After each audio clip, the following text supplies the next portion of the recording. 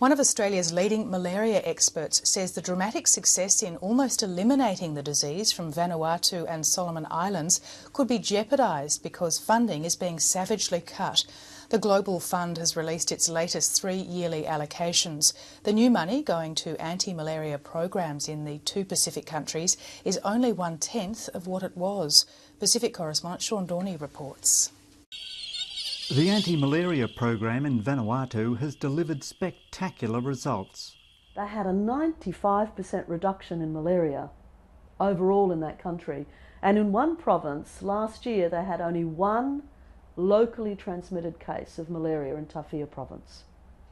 In Solomon Islands, they've had an 89% reduction from 1990 to 2011. Professor Maxine Whittaker says the Global Fund has shrunk and the joint allocation to Solomon Islands and Vanuatu has been cut by 90%. From maybe $15 million for 3 years down to $1.5 million for 3 years.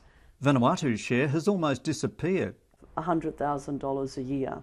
That will pay for the bed nets, that's it. She says health staff in Vanuatu are shocked. It's demotivating for the staff because they're saying, so we're successful and we get penalised. The ABC has been unable to get a response from the Global Fund. However, in a letter to Pacific governments about the allocations, the Fund's head of grant management stated that the Global Fund has determined eligible country allocations amounts based on disease burden and income level, as well as several other factors. In most countries, there will be a funding gap between ultimate goals and available resources.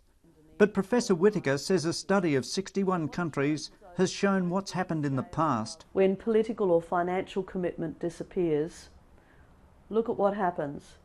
Cases of malaria go up every time. Another chart shows how close Solomon's is to being malaria-free. But because we've been so successful in these countries, the malaria's come down so much, you've got children in some of these islands who have never had malaria. If we get a resurgence of malaria, they're likely to die. Professor Whittaker fears a repeat of that history. Sean Dorney, ABC News.